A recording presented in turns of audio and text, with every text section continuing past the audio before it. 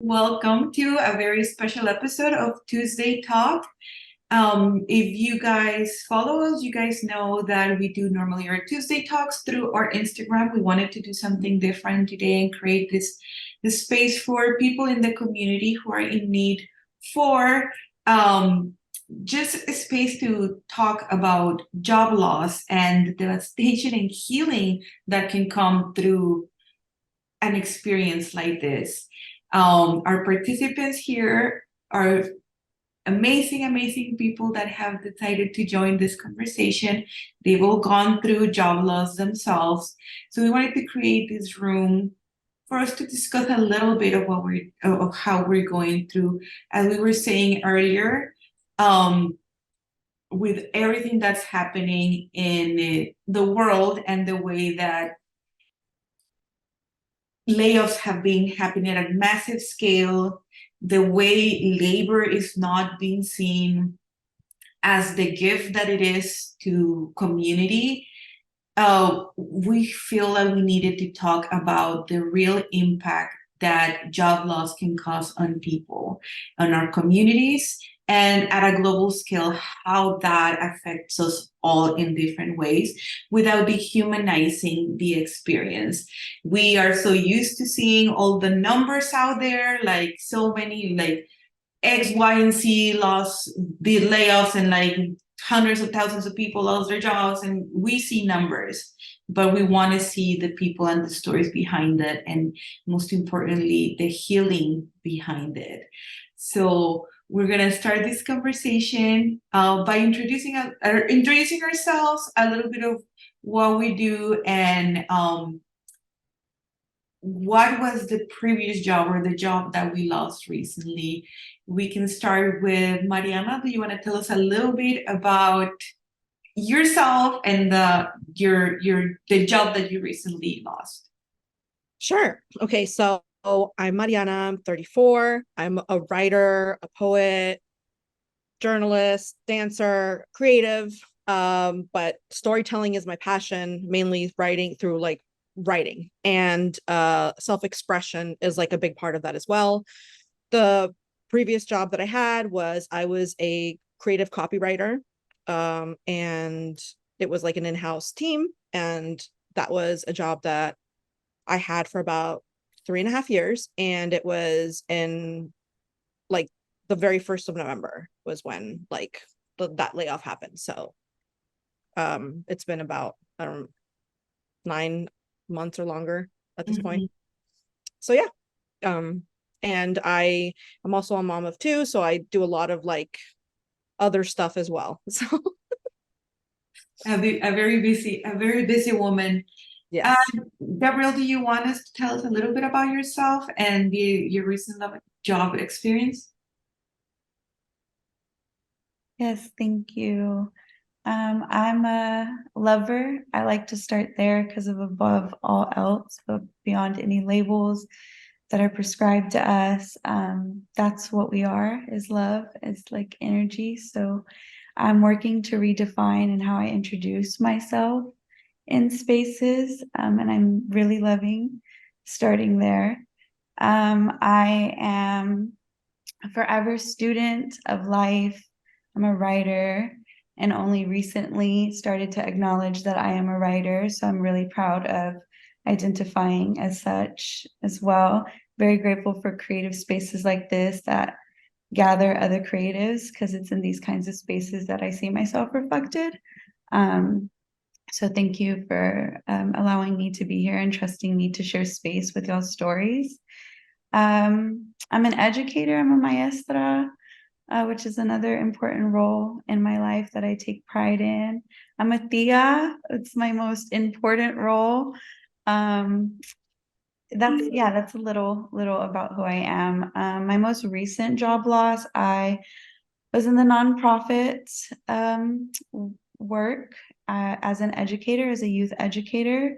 I've done youth work for now like a decade. And hi, Marisol, it's nice to see your face. Um, I was a youth educator and have been doing youth-led work for like the past decade. And I was working at a nonprofit that I loved. I loved the work I did there. I loved the community. I did it alongside. I loved my coworkers, my colleagues, my friends, my comrades. You know, I viewed them as my comrades. And I recently lost my job during COVID. And that was due to the fact that I had became my grandpa's care provider because he had contracted COVID. And I had already lost a grandfather to COVID. So he was my last living grandfather. And he is living. He's survived to see his 78. Yes. And so I know it wasn't for nothing. So very glad to be here. Very thankful that I stayed true to what I value and I stayed true to love. And that's how I was separated from my most recent job loss. There's a lot of grief there. Thank you for sharing. Sandra?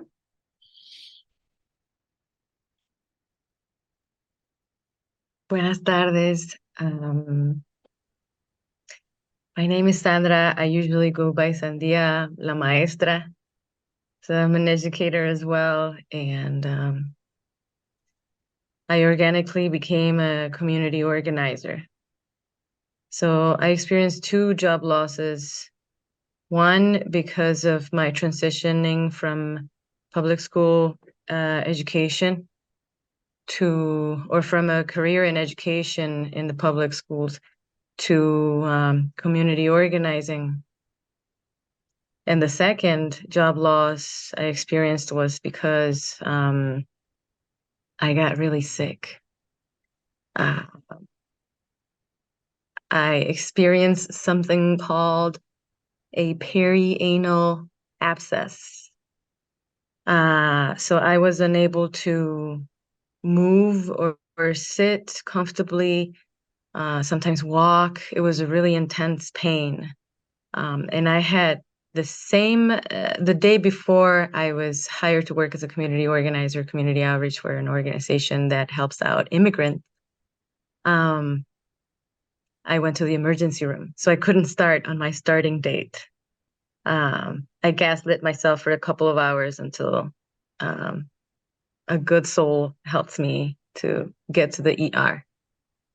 And I was at that job for a couple of months, and they ended up firing me for not being able to show up as they required it by the rules that they had made up. And so being an immigrant myself, I thought it was very hypocritical and maybe a blessing in disguise that I don't have to work with an inhumane organization. But it was really tough, really tough. Yeah, I think a lot of gaslighting and the equation of the lie of human hierarchy.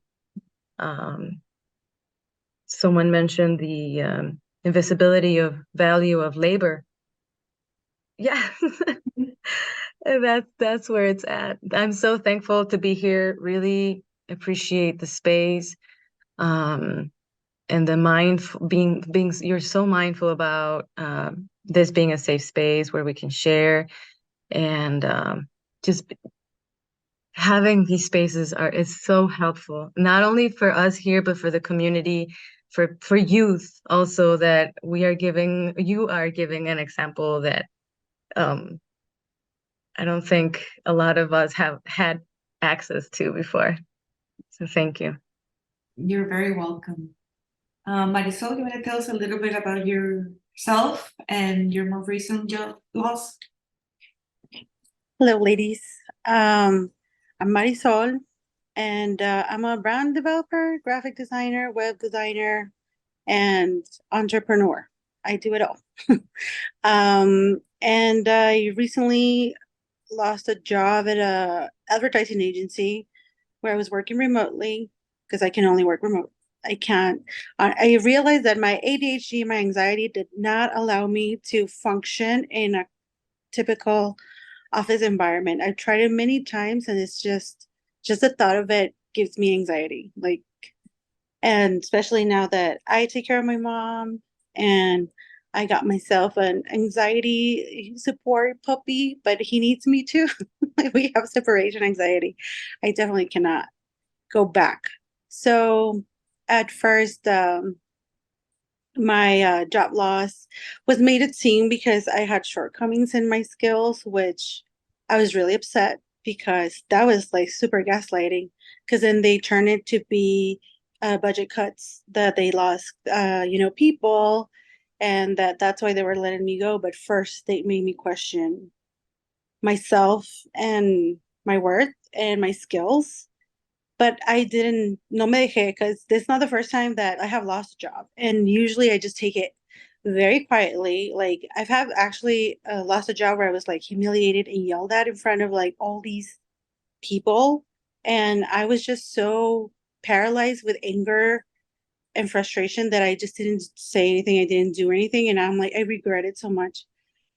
So this time I stood up for myself and I just said like your current evaluation of my skills does not match all the input you have given me and all the effort I have done and all the work that I've done. So I don't agree with this decision. And so they had to say, like, well, we lost so many clients that we can't keep you. And then I recently learned they have let go many other people, like while they're on vacation, and like people that have been there for years, like senior, art directors and stuff like that. Because I was an art director, but one of the like the newer ones. There's been people there for years, and they let go of those people too. But I think the way they let me go was beyond shady and really like, I don't know, unethical. It was just so weird. Like there was people in that phone call that had no idea what was going on. That everybody was like just so um surprised by it. And in terms of healing, I'm still waiting. I am not gonna lie, I'm still salty about it because I haven't been able to recover. I've been looking for jobs. Mind you, I did start my own brand and I've been trying to like push my own business. But as I take care of my mom too, like I have bills, like her medication alone's like $300 a month, just her meds. So it's like I need a job and it's been so hard and I am salty. But I will let it go. I know I'm gonna heal. I know it's coming, just not yet. And that's okay. Like one of the things that we want to kind of explore through this conversation is how we really navigate the ebbs and flows of what's happening. And first, like for me, I'm also going to share my experience with you. I was actually creative director at working with Mariana at an in-house creative team. This was the job that I wanted my entire life. The job that I work on, Marisol was with me in school, in college. So she knows that I've wanted this like for years. It had been a job that I worked towards every day of my career. And after so many trials and tribulations, I finally got the job that I always dreamed of. I had the team that I always wanted to have. I have the authority that I always wanted to have. I was made to believe that I had certain value, or that I presented certain value to this team or to this company. And little by little, I remember the moment that this job opportunity or like that this position was presented to me, I knew there was something kind of shifty about it. But I was like, I worked for this my entire life. I owe it to myself to take the opportunity. So I took the opportunity despite all the shortcomings that the company presented. And I told myself, I'm going to work my ass off. I'm going to do this how I know I can do it. And I'm going to like lead this team how I know I can lead it. And there were so many like really highs and lows within this year, from the moment that they offered the position to me to the moment they let all of us go, that made me question a lot of like you said, my skills and my, like just my worth itself. So it was, even though it was like this dream job that I had, it just became a nightmare within itself. And like the writing on the door was from the beginning, but I had all the hopes that I could do it, like I could make the change. I could really uh, live this opportunity and live this team. I did it all for my team. Mariana can attest to that every decision that I made was made for my team. So when the moment came, it was like my biggest nightmare. The moment that I accepted this job, my biggest fear was like, if I don't lead this team correctly, they're gonna let me and my entire team go. And that was something that I was carrying in my shoulders for the longest time. It was almost a year. And it just really put like a really, really, really hard hit to my nervous system itself. Like during this entire time, I was offered this position in January. They let us go in November. So from January to November, my nervous system was a complete wreck because I was constantly in fear that this catastrophe was going to happen. And then when it happened, it was like this weight was lifted and I was free. And I just kind of like cried for a month probably. I just decided, you know what? I wasn't going to quit. I just wasn't going to quit. But this was detrimental to me and to my health. This layoff, although very painful, and I'm still suffering the consequences of it, it was kind of like a blessing in disguise as well, kind of like your case, Sandia. So that's my experience, what happened with me with my job loss. I just wanted to share that with you because you guys have been also very open about what happened to you guys.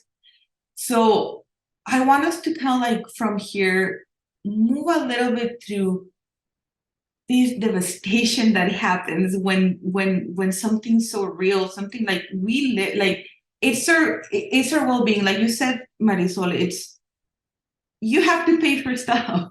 You have to pay for medicine, you have to pay for housing, you have to pay for food, you have to pay for everything. So a job loss, even though it can be in many cases a blessing in disguise, is also a very true reality. Can you guys tell us if anyone can jump and tell us a little bit about like how do you think this job loss affected your well-being, like your general well-being? Whoever wants to jump first. I've just now started a new job doing community organizing as well, and feel much more comfortable. I have a lot more freedom to create and less bureaucratic boundaries. But I'm still, maybe I'm at the end of feeling like I'm treading water. I did not know how deep into depression I was. I'm barely starting to see that it was not okay, that I needed to ask for help louder. And I'm loud, but it needed to be louder and clearer. I'm salty as well, Marisol.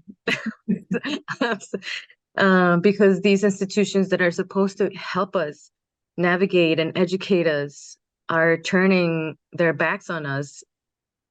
And then it hurts. It hurts your mental health.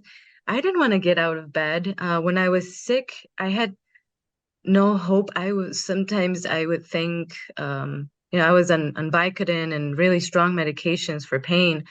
And as I was laying down, I would think like, maybe I don't want this to end. Maybe I can be in bed for another year or so. Like it feels like you're in a hole and you sink deeper and deeper and deeper, and the bills pile up and you question, everything.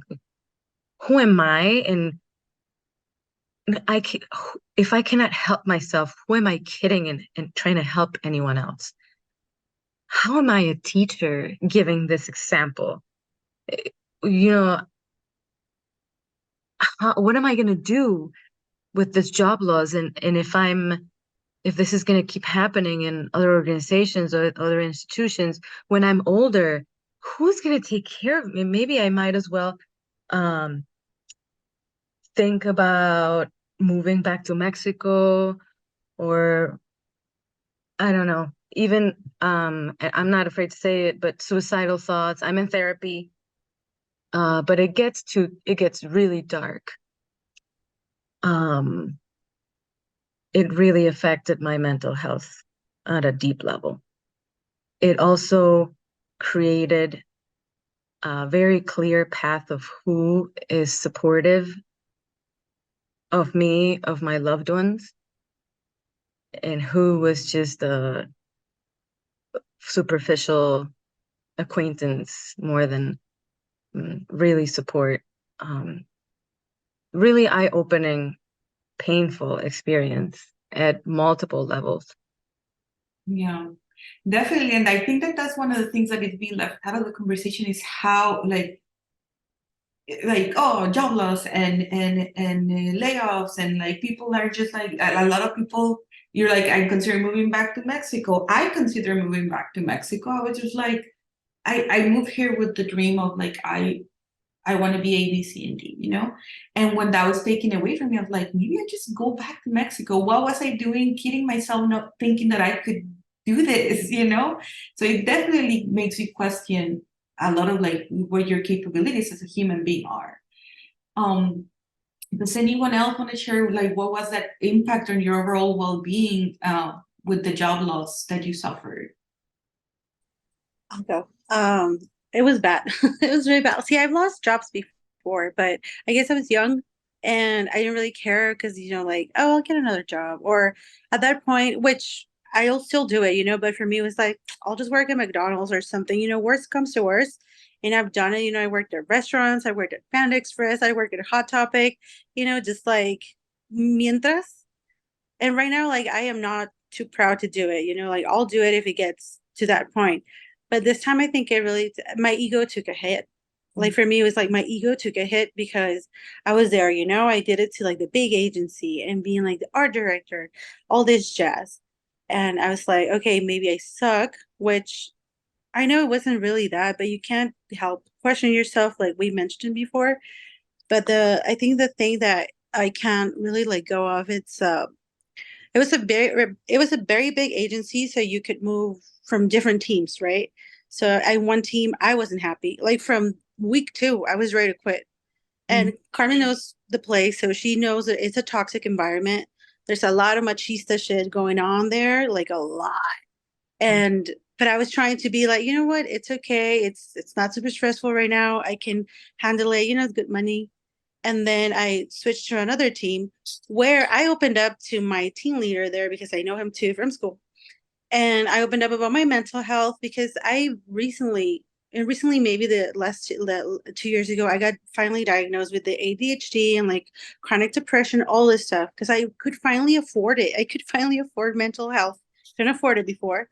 So I was like opening up about all that stuff in case he ever thought that my performance, something, I'm trying to like explain to him all this stuff. And he just said to me, "What happened to you?" And I'm like, from school. And I'm like, what happened is that now I have money to get professional help to tell me all the stuff that I didn't know, but now it makes sense. Like a lot of stuff makes sense now that I'm more aware of my mental health. And I hate it because I've had other people tell me, like, you use it as an excuse. And I'm like, it's not an excuse. Like, it's serious. I'm not taking medication for ADHD yet because I can't afford right now to keep up with the therapy, and I can't keep up with the meds. So I don't want to like start something and then like mess up my whole, chemistry. And then, it's a thing. Like it's a whole lifetime of taking care of yourself. So I try, all the coping mechanisms that I can, like meditate, make lists, have alarms for everything. Because I am a professional. I am good at my job, and I'm not gonna let also like my mental health get in the way of my success. But when you open up to someone and they tell you like what happened to you, and then when I moved to the last team where I was let go, um, my mom had fallen and she fell in Christmas Eve because she has a disorder similar to Parkinson, but it's not that per se. She has some voluntary movements.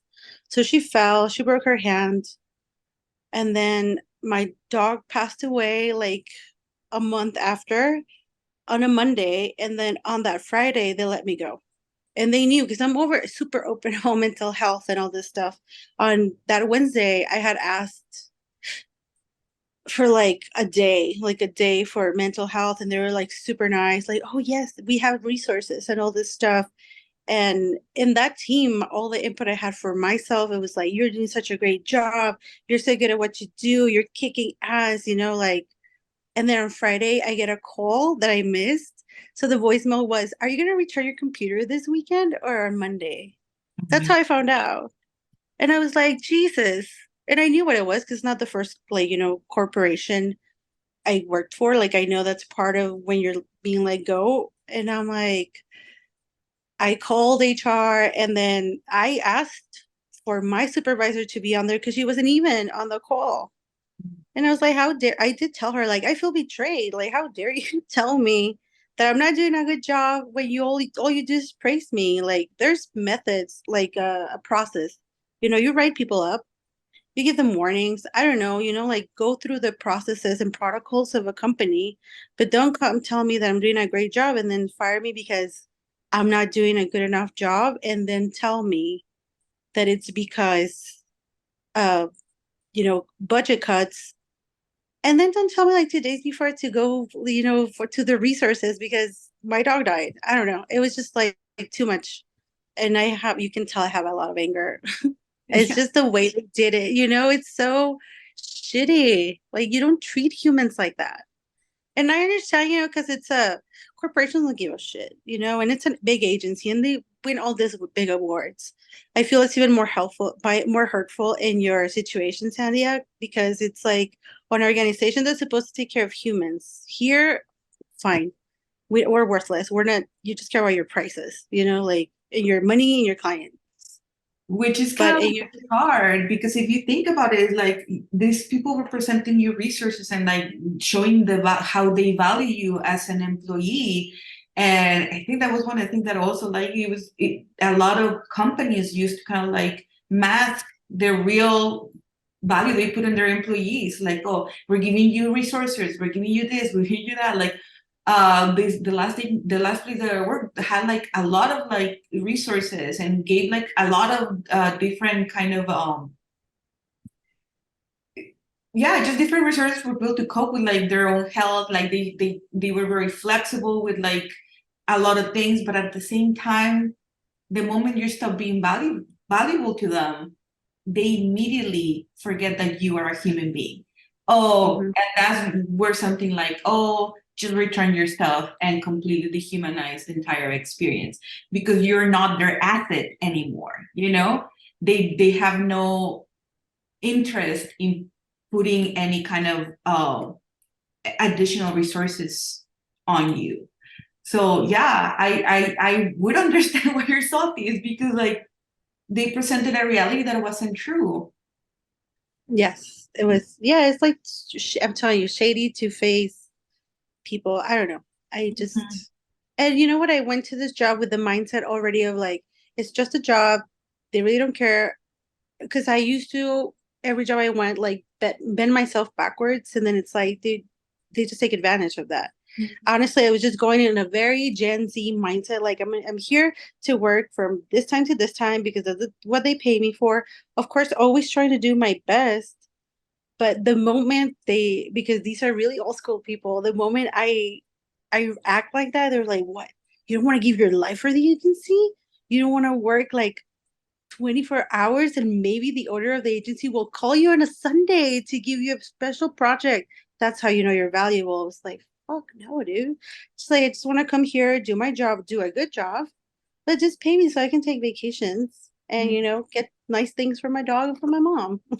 Like, like I wanted a life, and work balance, and they also were like super disconcerted by that. At least one of the team leaders, who, Carmen, Uh-huh. but he was like, what, having a life outside of work? I'm like, don't you have kids? Yeah, definitely. Anyone else wants to share the experience of like how the job loss impacted their overall well-being, Mariana and Gabrielle? Sure. For me, actually, I feel like the way that I felt is kind of echoes like a little bit of everyone that's shared so far. I did work under, like, Carmen was my supervisor, and I think that once I had that, she wasn't always my supervisor, but it was when she became my supervisor that I started kind of becoming more aware that not only was she leading her team in a way that was like completely going against the way that like they would have you do it, but that the way that they would have you do it is dehumanizing. Like, I did not feel dehumanized when I worked with Carmen, but when I had to work with anyone else that was in her position, I felt dehumanized. So even when they had things like, oh, take this time off and take that time off, to me, I was like, yeah, because you legally have to say that in print. You have to show that you care in print, but you do not care about me. And so I don't know if it was just this like cynicism that I had because I saw how great she treated me. And I was like, outside of this, no one else, like, you have to want to be a good supervisor. And I told her that when I worked for her. And I'll tell that to this day. That was like the best supervisor I've ever had was Carmen. And that's because she led a person, not a role, not an idea, not a concept, but a person. And so I think that helped me a lot, kind of ground myself in like, they're not looking out for me. And so it was really hard when that rug was pulled out from under my feet, but at the same time I felt it coming because I could see the signs popping up here and there. And it was just really difficult to be in that hole because, like, for me, the way that things worked out was that my husband was going through college at that time because he's like a veteran. And so it just, the way that it worked out, I was working to help, like, to help balance out the household. So the children had insurance because of me. I was the main breadwinner. I had a lot on my shoulders. And at the same time, I also had a lot of mental health issues that needed to be handled. And if it wasn't through the access I had to this job, I wouldn't be on medication now. So I had like a steady therapist. I was taking my medication, which I'm still on that medication, but I pay it and that's something that I'm like thankfully able to do, but I have to pay it out of pocket. And so, like, thankfully I'm able to do it, but I lost my access to my therapist. Like, I haven't been able to see a therapist since I lost my insurance. And it's not necessarily something that I can prioritize right now because I have kids and I have other things that need to like go up higher. So like that was very difficult for me, especially because I had been consistently in therapy for like 8 years going. And so I don't know, I think it took me a long time to really snap out because it felt like it was something that got carried away. And I felt like I was kind of like the pieces were broken in front of me and I had to like kind of sit there and figure out how to piece myself back together, because like it wasn't until I was out of it. Because like when Carmen said the way that she saw it coming, the way like it happened, how she felt that weight off her shoulders, it's funny because like I never took sick time. Like I hardly ever called in sick. So I was like I got a really bad flu. I thought it was COVID and it wasn't, but I got a really, really bad flu. I was on I couldn't breathe on my own. I was on like a humidifier. And I'll never forget it because like I love Halloween. So I was sick on Halloween. I still dressed up and everything, but I stayed here. And I was like, I'm off. I'm supposed to go back to work tomorrow. The next day is when Carmen texted me, like, you need to join this call. I'm in bed with it. And I'm like, come on, Josh, I'm about to get laid off. Like, I just knew it was coming because I'm like, these people do not care. They will lay off an entire department and they don't care if someone is sick there. They don't care. And the reason I started seeing those movements happening up above And I was just like, and it's just really crazy because like me personally, I connected a lot with my ancestors during that time. I became a lot more spiritual than I ever have been in my life. And I remember being like, I feel like I'm slowly dying on the inside the more I stay in this job, but I'm able to provide for my kids more. But I'm not able to be there with them. I can't go to like summer stuff with them. I can't do anything with them. I never see my mother anymore. I never see my family anymore. I'm tied to this desk all the time. And when it happened the way it did for me personally, I walked outside, I looked up at the trees and I started crying in joy because I was like, I would not have been able to quit. I wouldn't be like me personally, because I have the privilege of, unfortunately, which I think is like, it shouldn't even be a privilege, but of unemployment. I'm like, I'm able to provide for my family still. Like I'm still the main provider. And those are the kinds of things that they don't care about. They don't care that they're leaving. My daughter, I got her on that medication that Marisol was talking about because my daughter has extreme anxiety that only got worse during the pandemic. She couldn't leave the house. She couldn't even leave the house to go to like the grocery store. She's on medication for her ADHD and for like her anxiety, and now she's flourishing.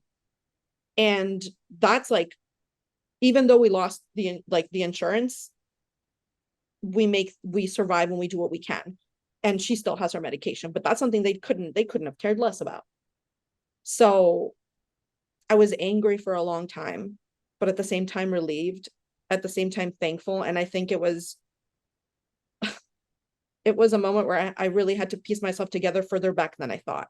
I thought it was the last 3 years, but it was honestly from the moment that I started believing that I needed this big job to be happy, because I wanted it for a long time, a lot longer than I had it. I wanted it before I even graduated high school. So I realized that I had to piece myself back together. I had to make peace with my inner teenager and my inner child. And that's what I had to do, because I was like, wow, I thought that that's what I needed to be happy. And yet I was so miserable and trapped. So yeah, that was what I went through. And I'm still kind of navigating that. Yeah. Gabrielle, do you want to share a little bit of how your well-being was effective immediately after you lost your job? Yes. Well, there's already been so much connection between each share. I have found a connection to my experience as well and my own devastation. Some of you all gave words to my devastation. So I'm so excited to watch this back because I want to remember what was shared and what has been taken. And I always want to hold those truths closely. And I think I always want to remain salty and rageful.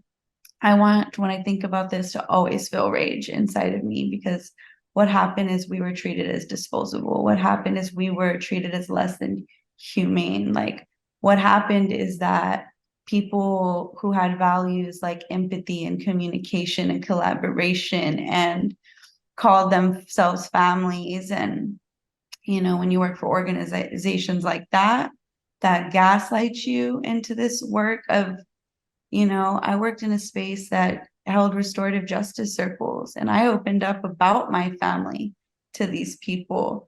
I opened up, I cry. I'm a Chiona. I forgot to introduce myself in that way, but I've cried in front of these people. I've shared tearful truths with these people. That was the devastation for me, that I was gaslit into an abusive relationship with an organization that is a lot of things, ableist, for sure. That's the connection, is the ableism of it all, is that you have to perform at a certain standard at all times, no matter what, because the work must go on. Do it for the youth, do it for your community, do it for the work, do it for this grant, do it for this deadline. And never in those asked demands are we considered to be part of that very same community. Because are we not? Because if we're not, then what do we do it for? And so that was the devastation for me, is realizing that an organization that I too would have never left for the little that they paid me, not even enough to afford health insurance, I would have remained. My corazón would have kept me there, because that work has to be done, because this work is not about a 9 to 5, it's a forever fight. Because liberation is a forever fight. And I thought I was working for an organization that understood that. So I had to wake up that like the revolution is not going to happen by way of like a 501(c)(3). You know, that was me being young and naive and like wanting to do this work, you know, in an organization that started out as a grassroots organization. And they're, you know, you can't have these values and not embody them. And that's reflective about how you work alongside each other. We cannot work in our communities if we ourselves are not treating each other with that same level of care and intention and respect. And you do not respect us if you do not pay us well enough to live and to thrive. And we're not even, I hear us, we're not even asking for a lot. You know, we will stay for scraps, but that's our work, you know? So we'll get into like the healing after the devastation, but it took the devastation, it took that level of disrespect and to be treated. You know, I was asked to come back prematurely when I was trying to save my grandpa's life. That is history repeating itself. We have seen plagues before wipe out our people. Who do they impact the most? I couldn't comprehend what I was being asked.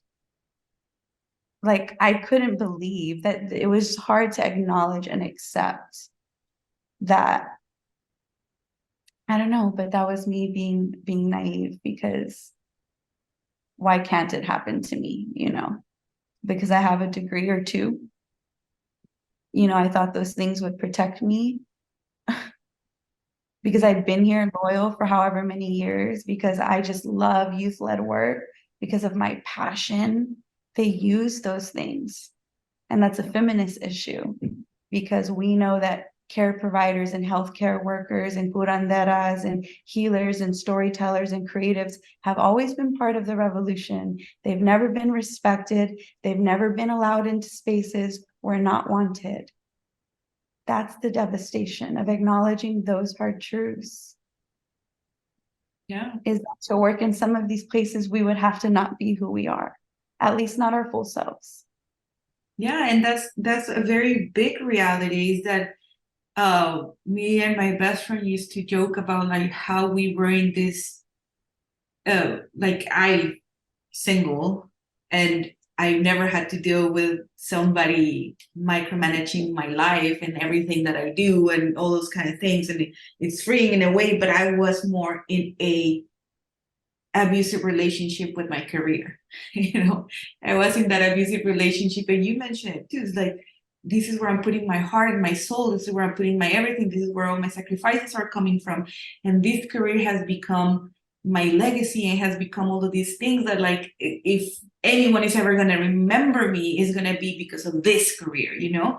So definitely that is something that I think happens at a different level with professional women or professional femmes, you know?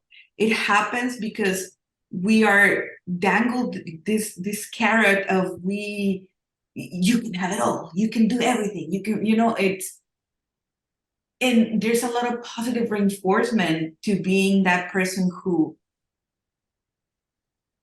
does great at their job and then has the children and then helps their community, and like, we are overworked, and then we have these jobs that are supposed to help us sustain ourselves in order to be there for our communities, and these jobs ourselves are taking our presence away from that.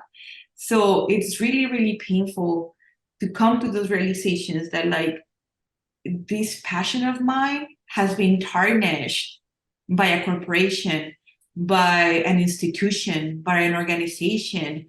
Like, it almost makes you feel, it almost makes you lose hope or even lose passion, you know? I know that I was in this space of loss of passion, you know, this moment of oh, maybe I don't want to do this anymore, you know, or like, oh, maybe I was never meant to do this. Maybe this was a waste of my entire life, like 20 plus years of a career, you know, like it makes 20 plus, like not that old. like yeah, I think it's been about 16 years, but like, uh, it's a child if you think about it, you know. It's like this career was my child and it was taken away from me, and it was that like you said, that devastation. But at the same time it gave me the opportunity to think that question Marisol mentioned and said like your ego took a hit. My ego took the biggest hit that I ever taken in my life. I had never been laid off before. I had never been, you know, like never. Today, people that I worked with before tapping in on me, like, hey, can you help us with A, B, or C project? You know, like my work ethic, my job, my abilities have always been like my pride and joy, you know? And the moment they were like, your team is underperforming, we're gonna all let you go, you know? It's kind of like everything, your ego takes a very big hit, but at the same time, when that's broken, Mariana mentions that they're all these pieces on the floor, and you have the opportunity to pick them up and choose, what am I gonna do now? And in my case, it took a big self-reflection. It took months of being depressed. It took months of saying, fuck this. I am just not gonna work. Like I literally didn't do anything for 2 straight months of like, no, I'm not gonna do anything. I'm not gonna look for a job. I'm like, it just was like, I'm gonna stop. So I wanna see if you guys care to share a little bit about what are those little pieces of hope or those little pieces of nuggets of enlightenment that have come with this job loss. Whoever wants to start. I see you smiling, Sandia. I got a cat. I got 2 cats now. I think those were my pieces of hope, seriously. Like because the ego hit, along with the ego hit, it also it's not the first time that I lose my job. I'm very vocal about the human rights violations towards children in public education. I just don't tolerate them. And usually in the 3 districts in Illinois that I've worked at, the ¿cómo se llama el sindicato? Union. The unions are sometimes, most of the time, in cahoots or protect abusive situations. And so it was not, job loss is not a scary thing for me. But this time around, what was scary is that I couldn't move. Like my body was not able to respond, and that this organization that I was really proud to work for didn't allow me to be sick. Like I know, but it's not a choice. Like I need to. And so I think my biggest pieces of hope, as silly as it may seem, are my cats. Where are my cats, my little babies? Because they remind me of life. That we're here to share and to play and to drink water and just to enjoy and to go outside and to help each other and cuddle each other, like To just exist.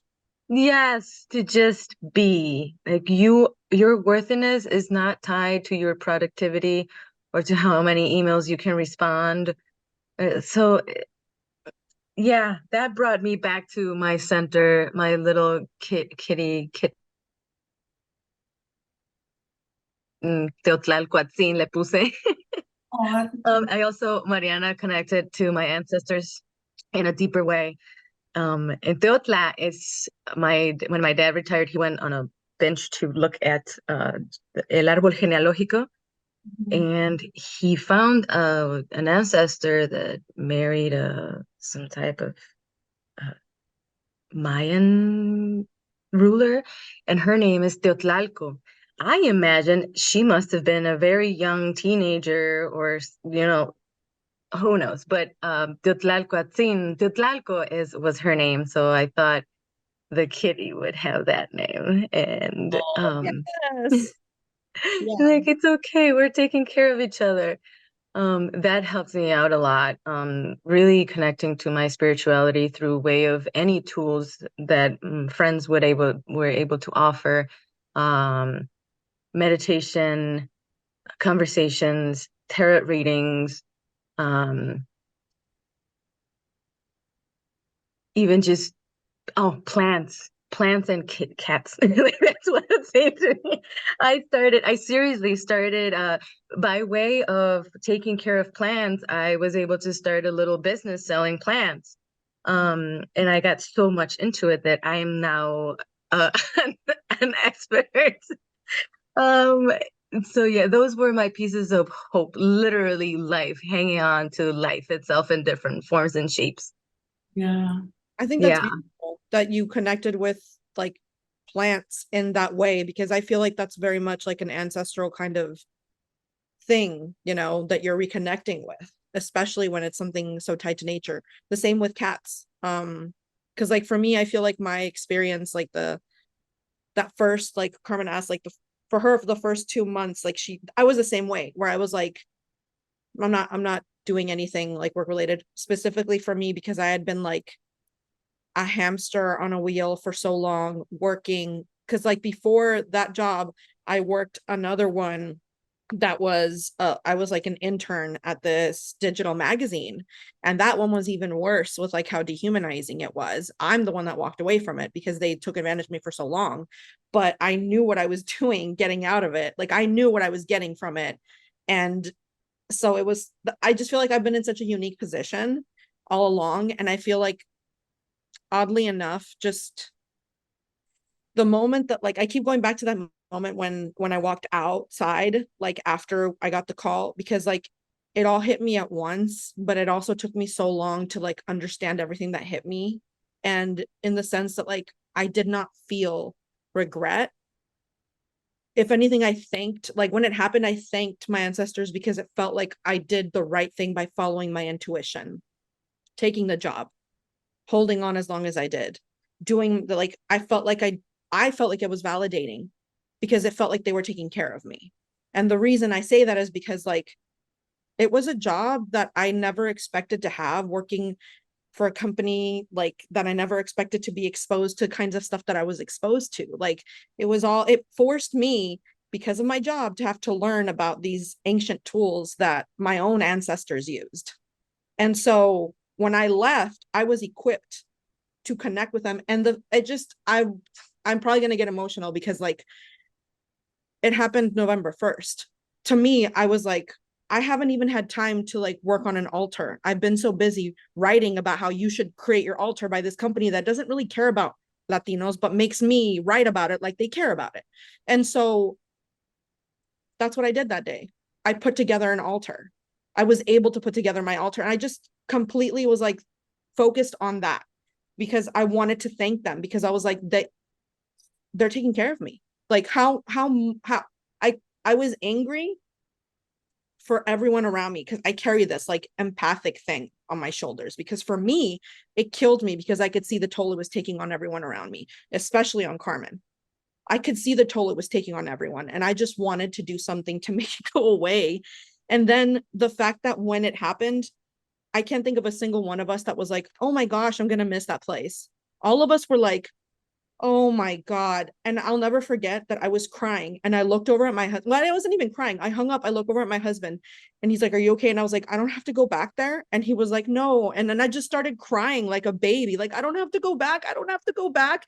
And he was just like, it's okay. It's okay. It's okay. Cause it felt like it was it felt like it was just something that was like, I don't have to. It's like, it's done. It's done. Like, I'm done. It's over. Oh my God. Like, and I felt like that for a long time, which is why I'm like, I was angry, but I was also so touched because I was like, it made my life make a lot more sense for me specifically. Like all of this is by design. As long as I continue following, connecting with my ancestors and doing all of this, like I'll figure it out. We'll figure it out together. Like, if anything, it was like a rebirth for me. And I think it's because meeting people along the way, like Carmen, like I keep bringing it up because like she's been a mentor in so many ways. I was someone that was so like, oh, like all this stuff that goes around me, I'm just so angry. And she introduced me to like the thought of radical acceptance. And I was like, fuck, like that just empowered me because I'm like, no matter where you find yourself, there's always what can I do with these pieces and how can I come out better? And it's just I couldn't, it just, to me, I'm like, I just, all of it, just the way it happened, the fact that I had been like literally reaching out to my ancestors, like I feel trapped, I don't know what to do, I'm drowning. And in readings and in my own like tarot readings and from psychics, it'd be like they're telling you to hold on, hold on, hold on, it's already been solved, hold on. Like it just, it was a lot, and I'm still like piecing it together, and I still like don't have all the answers, but I just feel like for me specifically as a storyteller, going through all of these things, because I've been through many like moments where I'm like, oh my God, that did not go the way I thought. In fact, I came out traumatized, very traumatized. It happened in the journalism world, it happened now in marketing. Like I have been burned in so many communities, but all I keep thinking is there's a reason I'm supposed to go through this. And it's because I don't want anyone else to go through this again. And if I can speak to the pain you've had, then fuck, I'll go through it for you. Because like for me, I went through these things, but it hurts me for some reason more to hear everyone else talk about how they felt dehumanized. Like that part of me that wants to like be the healer is like, fuck that. Like I want to do what I can to help you guys feel less alone. So if I have to go through these trenches and come out and be like, this is the way to like empower yourself, then I don't know, it just made me feel more connected to people, ironically. So, and maybe it's because I needed to have that moment of like, stop, just everything stops and you have nothing but your own thoughts. So I don't know, but that's what I wanted to share.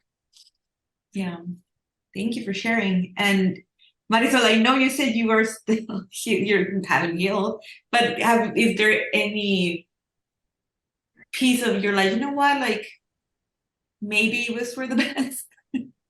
Well, yes. I mean, I wanted to leave that job since day one. Honestly, it was just the way it helped. I reached a lot of personal goals because of that job. But like bucket list, like I got to travel. I got to travel. It's just like every, how they say it comes in threes. It was just too much. It was the loss of my dog because he was my initial anxiety, companion, and he was my first dog as an adult. Like I felt like a child. I was like, and I adopted an old dog knowing he was old. I just wanted to give him his best life. So it was just like that was really hard because it was my first experience like connecting that much to my own, like partner, my little soulmate. I'm sorry. It's okay. And then, like my mom fell and that was like, it was like too much. It was just too much. And right now, like I feel better, but I wanted to leave that job like since forever. So I also felt relief, when it happened. It just started getting more horrible when, like the bills and all that stuff. But Oh yeah, I did see, definitely. like the hope was because my brother's 36. To me, he's always gonna be a child. I don't know if you remember, Carmen. Remember when he used to go to like to see Yeah. us in school? He was little. He was so little. And to me, he's, my little brother. I would never thought to even ask him for help ever. And not because I'm proud or anything. It's just for me, like I'm supposed to be the protector, of my brother. That motherfucker, that motherfucker stepped up. Like you have no idea. He helped me with money, with support, everything. Like 2 weeks ago, him and his wife made 2 whole weeks of meal preps for my mom. So I didn't have to worry about cooking for her. Like that kind of stuff Community.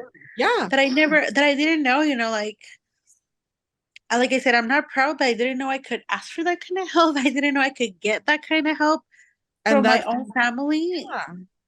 Because Yeah. you're so used to being like, like es bien chingona, like you said, like you can do everything, and you think you have to, and you don't have to. And like my husband helps me a lot too. Like he takes care of like her, my mom's, like laundry and stuff. Like he helps me out a lot too.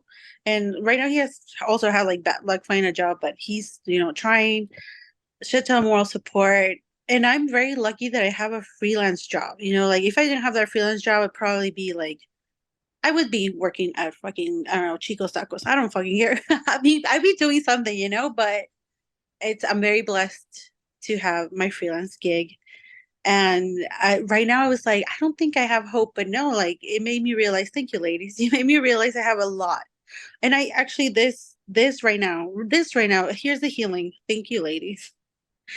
This is really freaking healing. And Carmen, you need to help me with that radical acceptance because I don't even know what that is. I don't know how to connect with my ancestors. Honestly, like I meditate and I do like spiritual angelic readings, and I do like name like that I want to receive like messages from my ancestors, but I feel like I don't know, I'm not that connected spiritually. I try a lot. I just don't Yeah, feel it's as simple as like a conversation.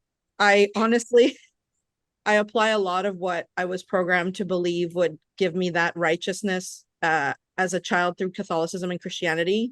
And I've literally just like removed that and placed in my ancestors instead.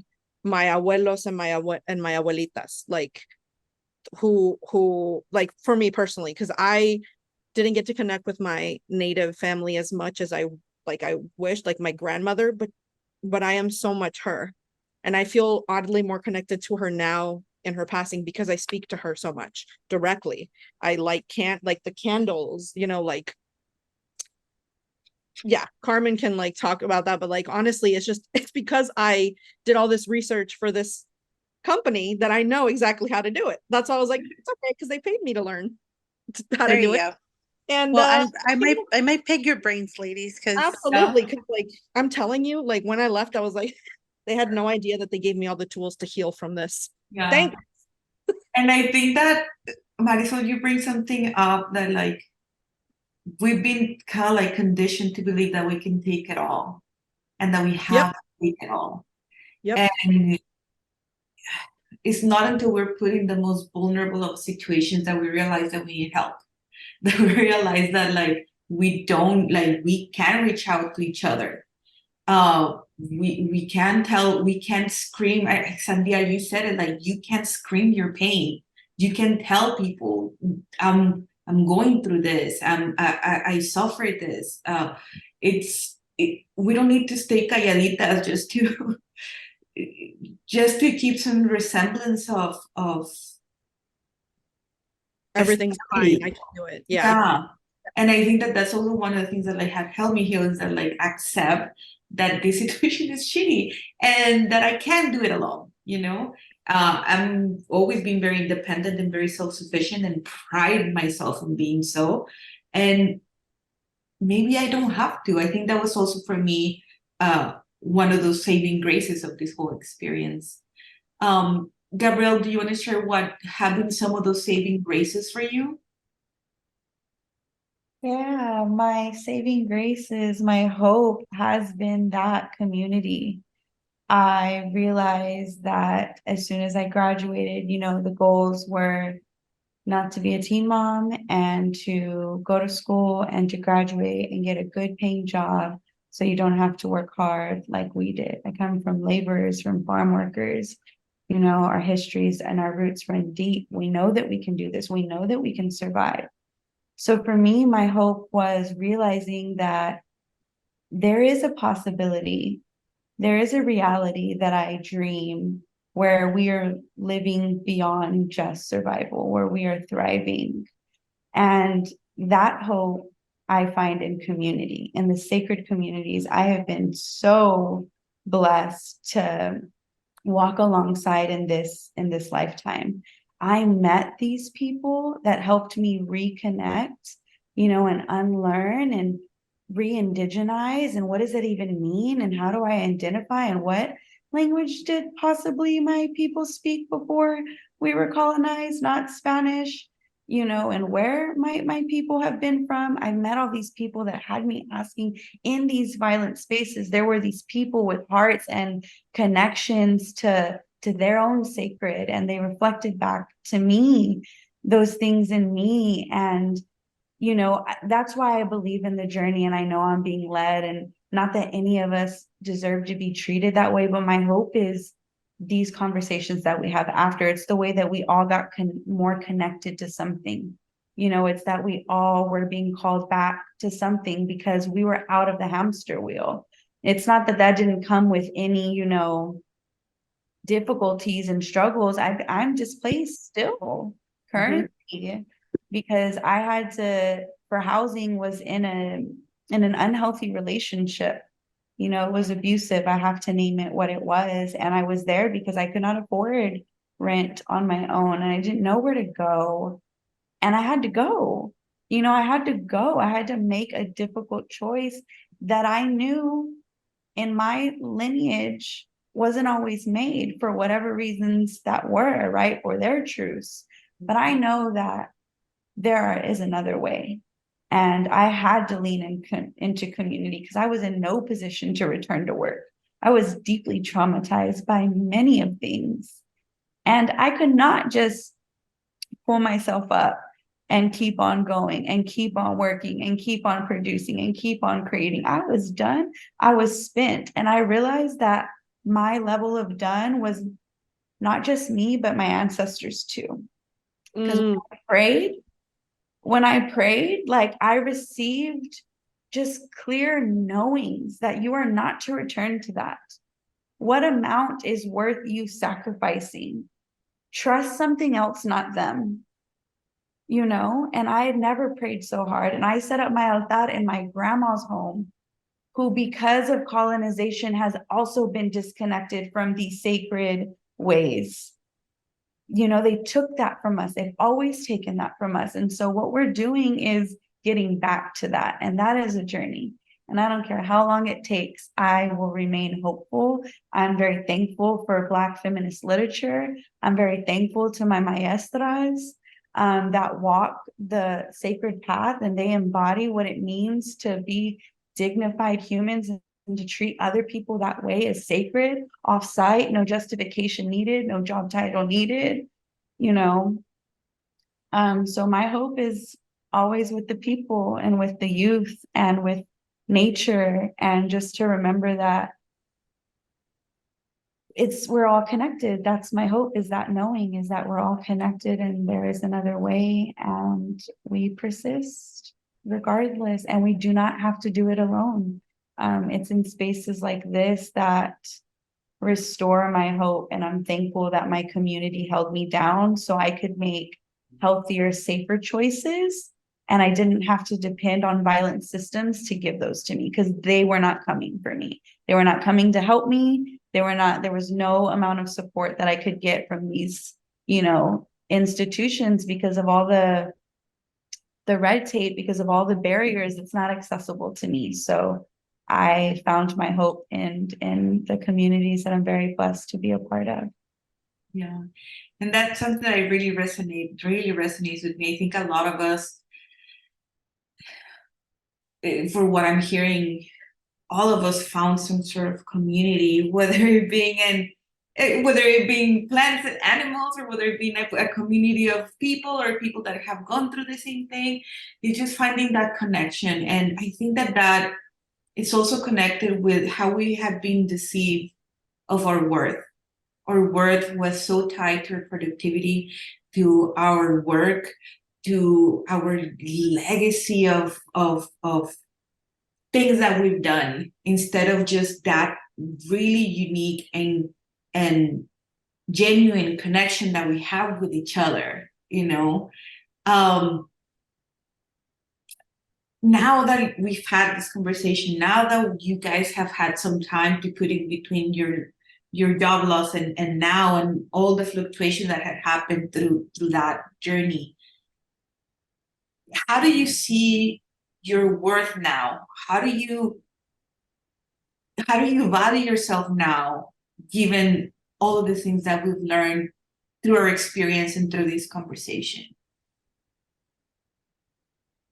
If I may, I would like to start just because I'm in the business center and I think they might be. Yeah, yeah, go Um, ahead. I realize that I'm abundant and there is no price point that these institutions can ever put on my livelihood. And walking in that truth is so much more difficult because there's so many times that I want to accept this job for this amount but I cannot go back to that. I have to just stand firm in that I'm gonna figure this out and we're gonna build our own table. I'm very thankful to be a part of an organization filled with, my comrades who have experienced the same type of violence by way of these institutions, been treated as disposable for decades. We're an intergenerational organization. We have youth on our team, we have our elders on our team. And so I know that we're too expensive. Yeah. And I know that we're owed, and I know that I don't have to ask people to see my worth anymore. I don't even want to be in spaces, in places with people if I do not have to be. With people that I have to make them see my worth.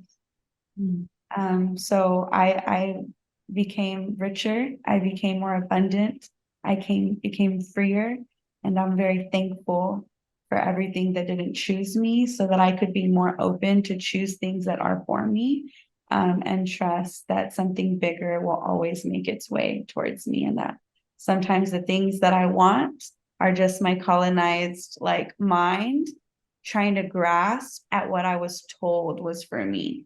And I'm so thankful that my eyes are being opened and my heart is being opened and I'm getting closer to what's always been our truth.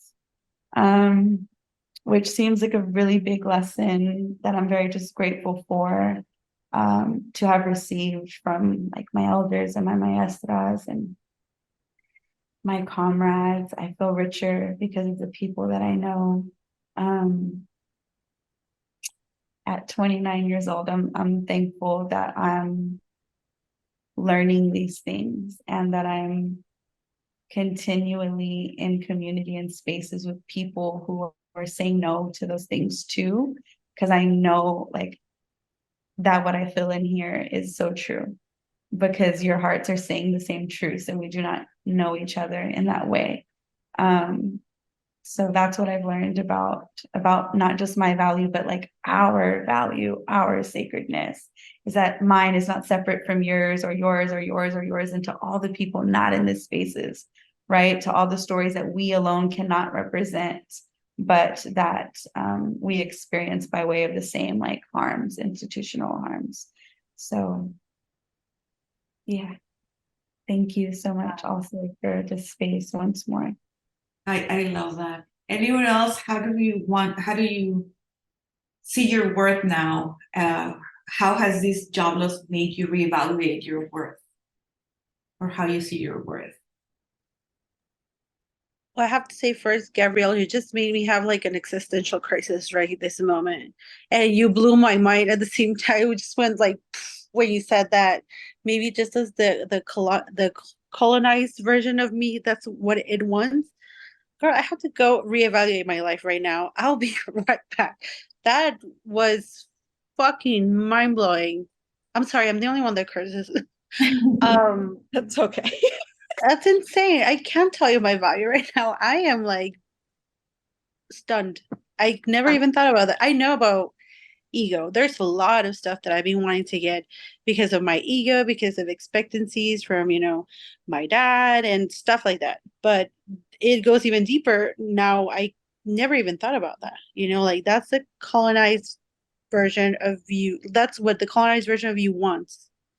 So now I really have to evaluate. Because honestly, right now, I know I'm worth it, but I don't feel it in my bones, I don't feel it in my soul. I know I have skills, I know I can bring a lot of stuff to this world, but I'm not there yet.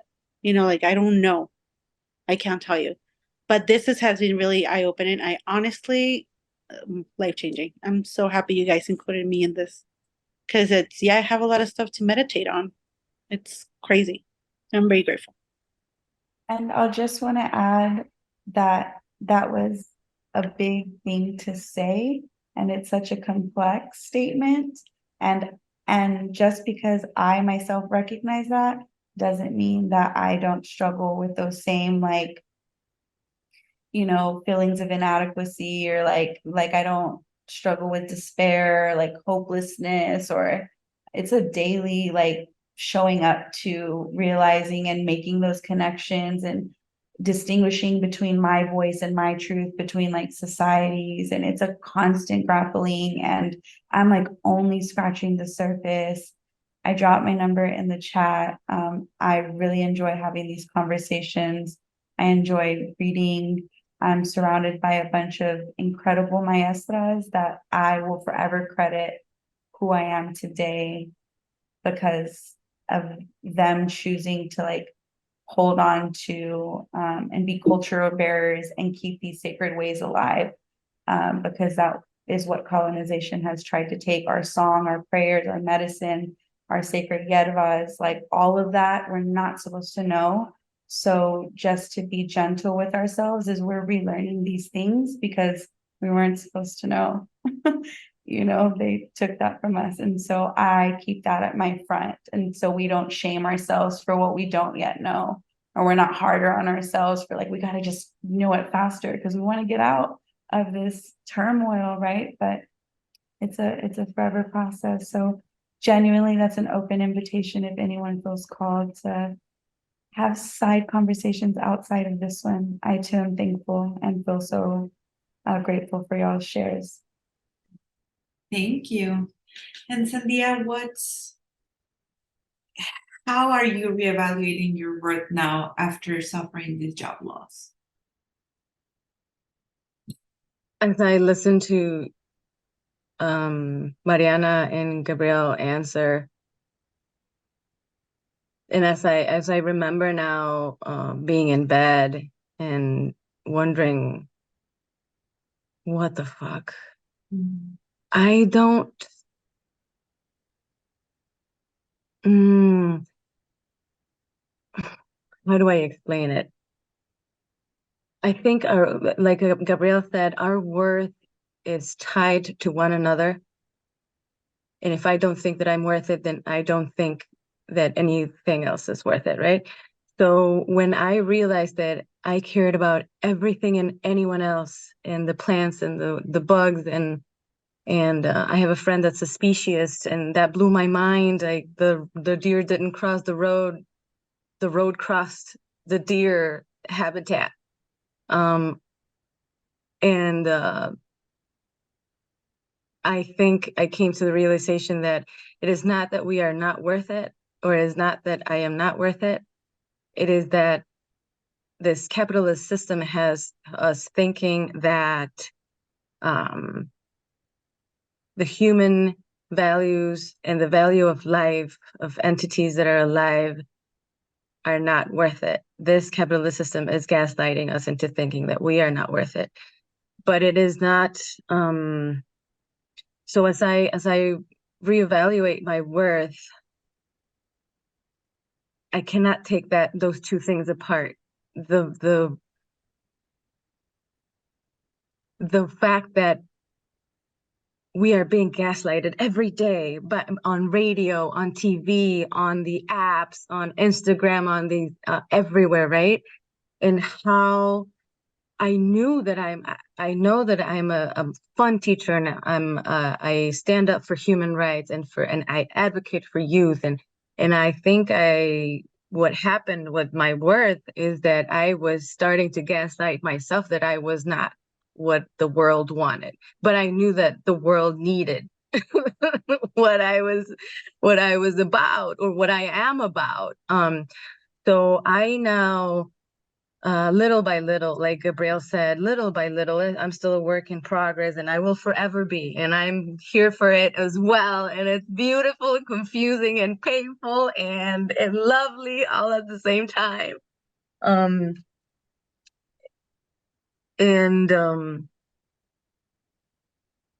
I now know that I will forever, as long as I have conscience, stand for life. And if I know that life is worth it, mine and everyone else's, nothing can stand in my way. Amen. You know, money is money. It comes and goes. Health is kind of scary. Scary things happen to our bodies. But if we create the alternatives that we imagine, that we envision, this is a healing space. This is an alternative. And this is where I'm connecting to put my worth. So where am I seen, and where is my worth seen as I value myself, is where I want to walk towards. And that's where I'm learning that's what I'm right now learning how to do. Oh, I'm not, they don't see my worth here. What am I doing here? And you know, I'm sitting in meetings or whatever, or having a conversation, and it comes to that point to like, oh, how do I get out of here? Why did I get myself in here? How long have I been here? And this includes family too.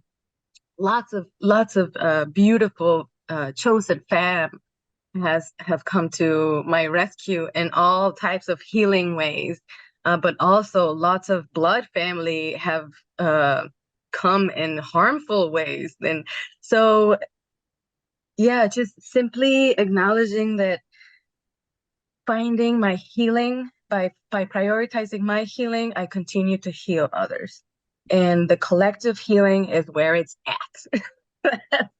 That's where the worth of it all is. Mhm. Yeah. Mariana, how have you kind of like revalued or changed the way you see your worth after this job loss? I was very goal oriented. Like I made the joke the other day with Carmen that like if I would to be any Barbie, I would have been the one that was like, thank you, I deserve this. Like that was like hardworking and just focused on proving myself. And I feel like that changed like irrevocably after this specific moment. I think it wasn't the realizing that, you know how there's that, like they usually say, oh, try not to work for a place that says we're like a family, because that's a red flag. For me, it was realizing that it's actually the other way around, that families function like the patriarchy. Like they want to act like it's like, oh, the families are this is family like drama. Y'all act like a family. No, it's the other way around. Y'all are the ones that broke the family, not us. Y'all are the ones that destroyed family. You just want it to seem like we're the ones that are doing it because we're the ones that are trying to liberate everyone and wake them up. So I think in everything that's been said, like in connection with everything around me is where I found my worth, because we're all connected. And I found that I was not holding space for myself the way that I hold for others, not being forgiving of myself the way I try to be for others, not validating myself the way that I do for others.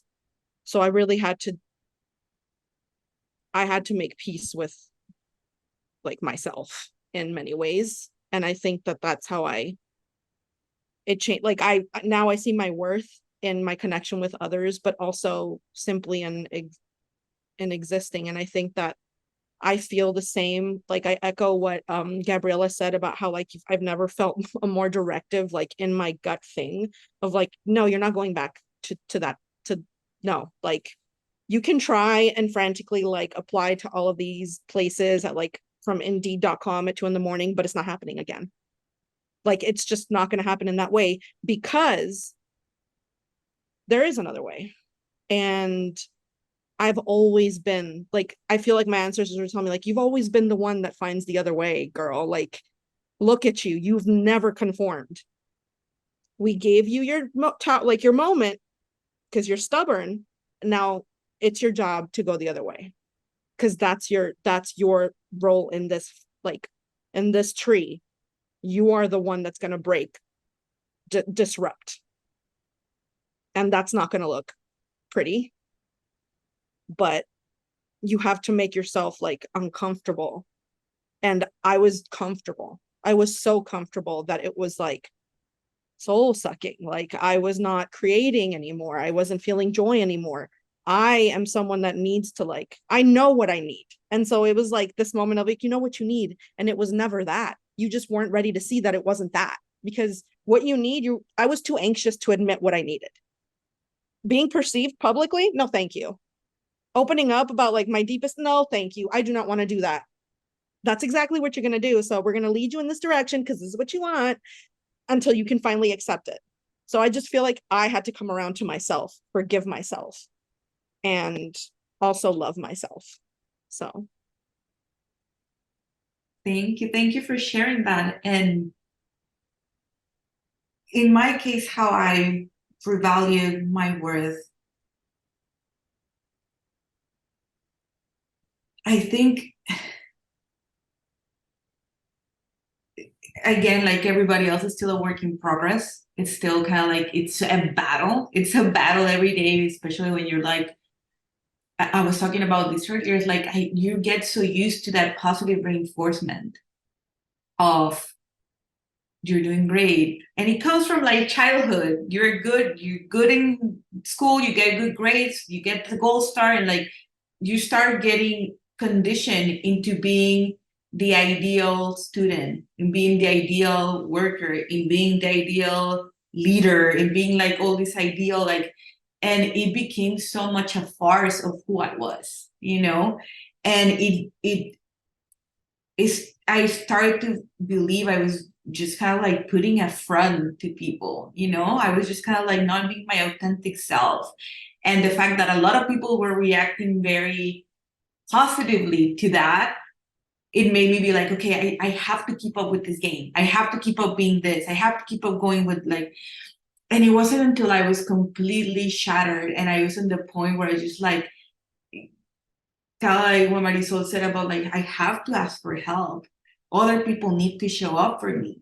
I have been showing up for everyone in my community. Everyone, like, I remember when I was in high school, I earned the award of the most helpful friend, And that was my worth. That was my value, being of service to everyone and everything around me. And this gave me the opportunity to be like, I need help. I need to be shown all the love that I've been showing you, and give myself the permission to receive that love. And the moment I accepted that, the love came flooding. It was like a friend over here helping me, a friend over there helping me. Hey, what do you need? A friend brought me, like, she has a farm, she brought me produce from her farm. Another friend was like, I need help, I'm gonna hire you to do this. Another friend, like, everybody showed up for all that love that I had been cultivating around. And it made me realize that my worth is not my productivity at all. My worth is not the awards that my campaigns win. My worth is not the six-figure salary that I was making. Like, my worth is not the car that I drive, the house that I buy. It's not that. It's the fact that I have been so genuinely loving to those around me that the moment I needed, they showed up for me. And I think that was like the biggest reevaluation of my worth. For a long time, I thought that like, oh, you're the friend who is not afraid of like, oh, I'll pay for lunch, or like, oh, or like when my sisters would go to on vacation, like, I'll pay for everything. And like, like it wasn't my monetary value, it wasn't my productivity, it wasn't the work that I put out, it was the intention and the love. And like hearing Mariana said that she learned a lot from me, it's like that's the work, that's the worth, that's the way, that the fact that I let every decision that I made with my heart, even though it took me to this place where it made me crumble to like the floor, in every step of the way, I planted a seed, and that seed came from love. And now that I need it, those seeds have flourished. And I think that that's just basically the biggest takeaway for me is that all of us have talked about connection. All of us have talked about community. And it's all about that love that we share with each other that allows us to put in question, are these ways in which we are living? Are these ways in which our worth is being valued? Are these ways in which we're being victimized by corporations and organizations, by capitalism itself? Like, is when we start kind of like putting more value on the love that we have for each other, that we're gonna start learning to value ourselves differently. And that's kind of what I wanted to get out of this conversation, is our worth is not tied in any way in this productivity or in this jobs or in this kind of like the way you stimulate economy, you know, like none of that is what at the end of the day people are going to take away from us. Like, I'm going to remember more the times I was able to laugh with Mariana rather than the word that we won, you know? So having said that, and the fact that we have like kind of gone over a little bit our designated time, I kind of wanted us to kind of close out here in a really good note and tell you, everybody, that like your words have been healing to all of us. Your words have like awakened things that we might have not even come across if we had kept this in silence, if we had kept this without this space of safety. So I want to encourage everyone to lead with that heart, to lead with that compassion towards others, to lead with that understanding, and when encountering people that are going through the same thing, to offer the same love and space that we have offered each other here. So I also created that little group in Trupa Noche Sin. The conversation can continue there. The support can continue there. I put like Y'all Love Support Group, because I want that to become that. I want that to become that space where like we need to start. All of us are still navigating this. All of us are still suffering through this. There's days where I like don't want to wake up because I'm like, oh, what am I even doing? Oh my God, how am I gonna pay for rent? Like, oh, I don't want, you know, like there's that space for us to access and continue supporting each other, which is, I think, the most important thing and the most important takeaway about this entire conversation. It's we can support each other even through these super dark times. So thank you very much for joining this conversation. Is there anything else anyone want to add to this conversation? Yeah. I think I've come up with a really good question, and this is homework for everyone and for myself too. But like I heard myself say, I'm looking for where my worth is seen. So I guess these are the two questions. Where is your worth seen, appreciated, uplifted, and cared for? Walk towards that. And the other question is, how are you seeing and appreciating and uplifting and caring for other people's worth? I love that. I love that. That's great homework for everyone listening to this conversation. I hope that this conversation helped people even like work through some of their own issues, at least feel validated in some of those fears and some of those like insecurities and all of these things that come up of us as humans when we go through something so traumatic like job loss. I hope it helps people heal. So in that, I want to thank all of you for joining this conversation and for making this healing possible. Thank you so much to everyone, and we will definitely stay in touch.